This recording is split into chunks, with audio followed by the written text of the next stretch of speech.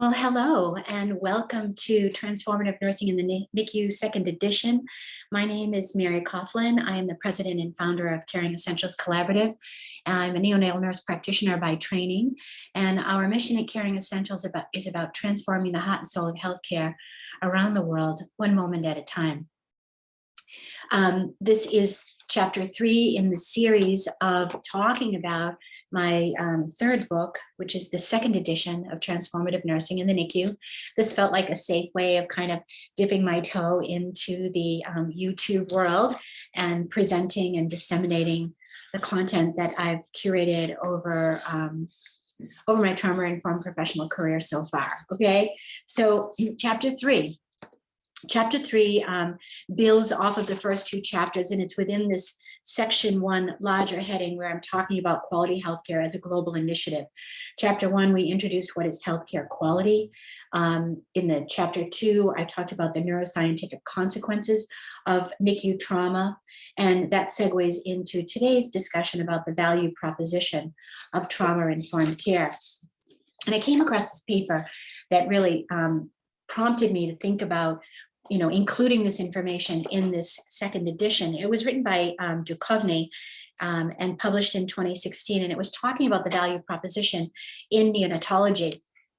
Now, the paper was talking about different medical practices, and the value that these different medical practices bring to the care of the infant. But as they talked about the concept, I liked that, because I thought, well, gee whiz, that's exactly what we should be doing. We should always bringing high value, right? High quality and high value to the service that we provide to these babies. And so I kind of open up the chapter talking about what is the value equation and setting the stage with information that I found really, important for me to understand, and also super interesting. I hadn't been aware previously of the incredibly huge amount of money that this country, the United States, invests into healthcare. That the total global healthcare expenditure globally is roughly 9% of the world's gross domestic product. And that gross domestic product, they call it GDP, represents the total monetary or market value of all finished goods and services produced in a country. And they refer to it as like a scorecard of a country's economic health. So I then, went on to kind of dive into some more facts about the US. And in 2018, the US spent 16% of its GDP on healthcare, twice as much as any other high-income country in the world. And so Tikkanen and Abrams in 2020, in their paper, talked about how that translated into $935 billion of US healthcare expenditure. And it's spent on, and this is where we start talking about the value piece, right? Ineffective care that provides minimal benefit to the patient. And we're seeing more and more of this, being represented in the research and in the literature, which is a good thing, right? Now, despite that insanely high investment in healthcare, Americans have the lowest life expectancy and the highest suicide rates across 36 high-income countries. And what we know, kind of taking that grander picture of our country and general health and bringing it into the premature world, or the world of the NICU, we know that premature birth survivors, and this is from the work of Crump and Risnes et al. And on my articles in review, I forget if it was the first or second paper, I presented the Crump's paper talking about mortality and morbidity associated with prematurity.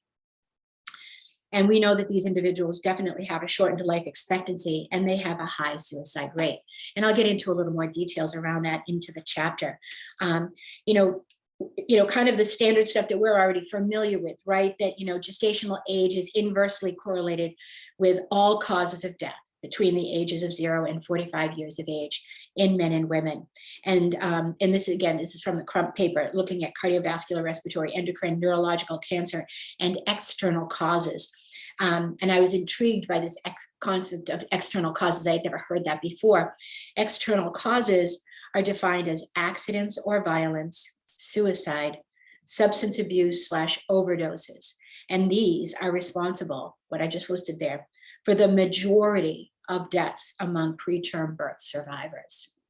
So when we talk about that idea of external causes, this is the category that we're referring to. So, and a lot of this, again, is connected to that early life trauma, that adversity that these individuals experienced, the maternal separation, the undermanaged pain, sleep fragmentation, all of those elements of the core human needs, not the disease specific stuff, but the core human needs, when they're not addressed, they create a level of trauma that overwhelms the individual and manifests itself physiologically. And these are the sequelae that are associated with that. So addressing these psychosocial, emotional, and spiritual needs of the babies and their families requires an actionable prevention strategy that enriches the value of neonatal care by mitigating the long-term consequences. And so that's kind of how I step into this chapter and take this concept of value proposition and connect it with the paradigm of trauma-informed care. The goal of a value-based healthcare system is to co-create and measure outcomes meaningful for patients and their families, with value expressed as the best health outcomes achieved per dollar spent. So again, and that's the other thing that I get so passionate about with this idea of trauma-informed care. The essential dollar value is minimal, because really what we're talking about when I'm inviting you to become trauma-informed and become a trauma-informed professional, it's not about doing more. It's about being more of your authentic self. Trauma-informed care is an invitation to show up as your best self, your most authentic, compassionate, caring self, and doing the work that you do, right? I'm not saying, not to do that stuff, but it's just how you do it, how you step up and how you engage. So in the Duchovny paper, they highlighted this equation for the value proposition, where value equals outcomes divided by costs. And in the Duchovny paper, they kind of get really into the nitty gritty of all of the other elements around this. And one of the things that comes up in a lot of the general research and literature when you're talking about value is this idea of waste. And waste refers to elements that incur cost but provide no benefit, such as duplicated services, poor care coordination, and things along that ilk. So understanding that optimizing value doesn't need to be complicated, but does require a paradigm shift from this mindset of routine care to value-based care and minimizing harm in the short term and the long term. What I found interesting in curating the research for this particular chapter was that that there was so much disparity or discrepancy maybe in how people defined what constituted value, that it was just a highly individualized thing, and many of the stakeholders struggled to craft a definition that represented all of the key stakeholders. And the key stakeholders were identified as clinicians, payers, hospital administrators, policymakers, and then patients. And I referenced this paper by Maserati and Pravatoni, 2017, that talks about that value is the key concept in a healthcare system, and how is it influenced by medical and clinical practices and decision making. So I tried to be super pragmatic and really position the value associated with trauma-informed care within this larger context. I think that was one of the challenges with developmentally supportive care. People couldn't see the connection between providing developmentally supportive care and the larger issues, challenges, paradigms that govern healthcare. And so I think it's really important when you are introducing a new way of looking at things, a new way of providing care, a new way of engaging with patients and colleagues and stuff, that you're able to connect the dots, that it doesn't seem like this thing that's like, floating out here in left field without a glove, that no, we're introducing this because it connects with this, it meets these metrics, that in a different way, it meets these metrics, but it actually meets these metrics in a better, more comprehensive way, or at least that's my opinion about this paradigm. Yep, so I talk about this. I talk about developing that value conscious care, and how it begins with evidence-based practice or evidence-informed practice. I see both of those terms being used interchangeably. And I think the evidence-informed practice is a nicer term, although we've been using the best practice thing for such a long time, it is hard to shift in your day-to-day usage. But, I give an example of the economic implications, for example, of pain management or two-person care. It may not be obvious on the surface, but that does not mean that that those practices don't bring value to the patient, the family, and the staff experience. So it's being more conscious about all of the routines that we've created in caregiving. Oh, I do it this way because I'm really fast and I can get over with really quickly. Well, that's nice, but who is that serving? Where is the value in that approach to care? Well, it's valuable to me because it saves me time. Yes, but there are other stakeholders in this scenario, and does it bring value to all? Or, and that's really what we're looking for, right? It can't be great for me at the expense of the patient, right? It can't be great for the hospital at the expense of the frontline clinicians, right? We have to work together. That's what brings the value. And so that's really what I dive into. And I also try to connect this concept of value with other existing paradigms that also are connected with quality and value.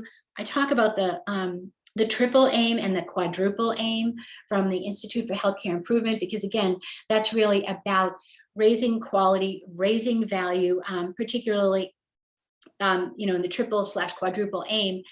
There's a big emphasis on that idea of population health. Well, the people that are served in the NICU, that is a unique population that has unique, discrete needs.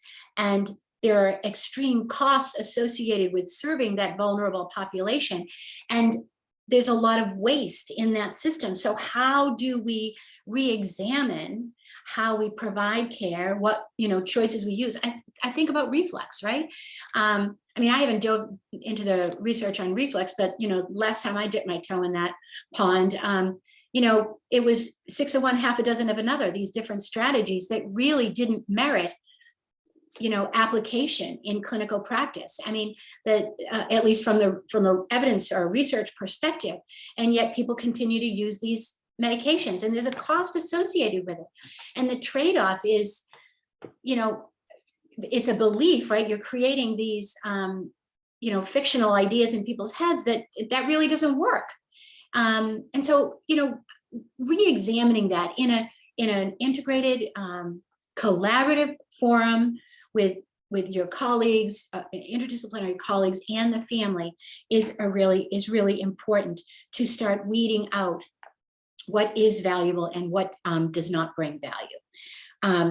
I did a nod to the quadruple aim because there's been lots of research looking at that, and people's concern that, well, the triple aim doesn't really talk about the clinicians, and they're key in this whole equation. And so the quadruple aim was something that I incorporated into the paper.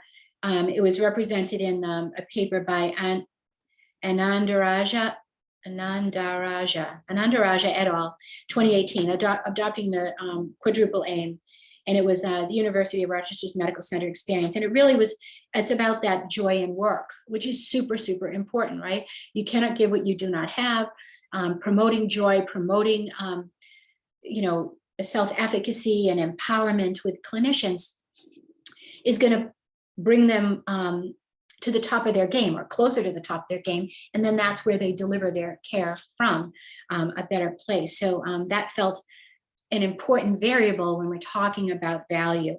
And then the larger global issue, when I did the first edition of this book, I started diving in because I wanted to understand, the global burden of disease associated with prematurity and neonatal complications, and came across the World Health Organization's disability adjusted life year data, and was really blown away by how we can start looking at the number of premature people, or the number of people that have neonatal complications and require intensive care after birth, and how that plays out across the continuum of their health and wellness. not just from a medical perspective, but from a quality of life perspective, from a, contributing member of society perspective, right? I mean, people that have major morbidities or really complex constellations of minor morbidities, which is usually how they present, that most likely will impact their ability to, go to school, or achieve higher levels of academic success, or land a job and be able to sustain a job, have a family, make contributions to society at large. And so that's, what these DALYs are about, these disability adjusted life years are all about. And it's significant when you're looking at prematurity. So I integrated that as well, because I was trying to really convey the impact and the importance of the value proposition of trauma-informed care. We know that 15 million infants are born prematurely around the globe, approximately, okay? And that it is the leading cause of death in children under the age of 5. The information that I curated talked about, low-income countries and high-income countries as well. And this is important, because this isn't just an issue in our own backyard. This is a global issue, and we really need to start looking at and exploring, how do we share the wealth of our technological and research capabilities, to knowledge and all that kind of stuff globally, to save lives, to improve our human population quality of life, and all that kind of stuff. So I kind of get into that a bit as well. And then I start kind of coming into this idea, I just mentioned it a second ago, about major and minor morbidities.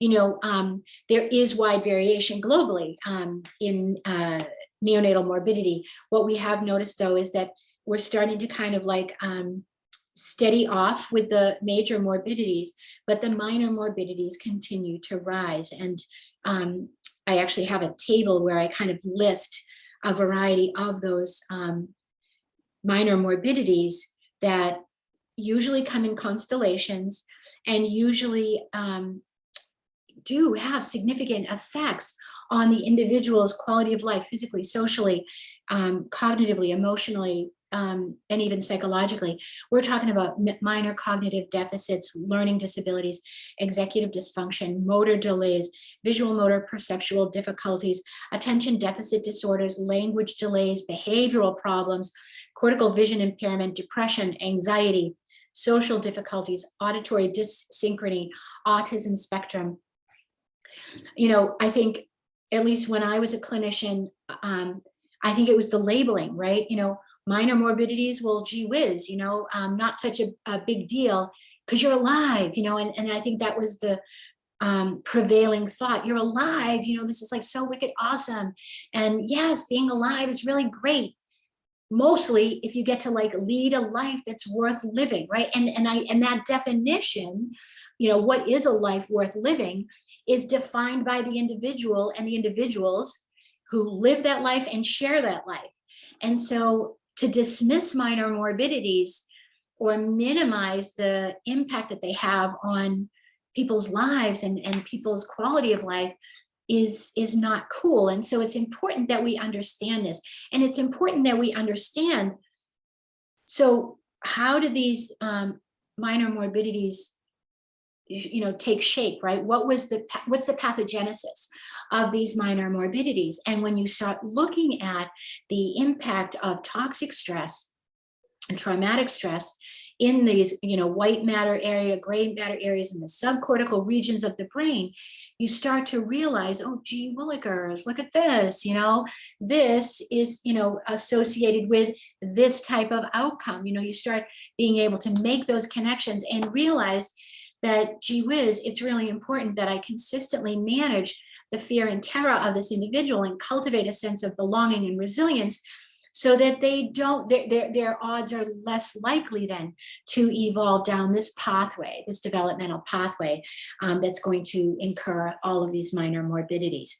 So it's really important, I think at least, to kind of see all of these connections. And I do dive a little bit more into that stuff when I bring you to the science chapter So hold on to your hats, but pop down, if you got any questions, go ahead and pop them down there. I really want to hear from you guys, and I hope that this is important and relevant for you.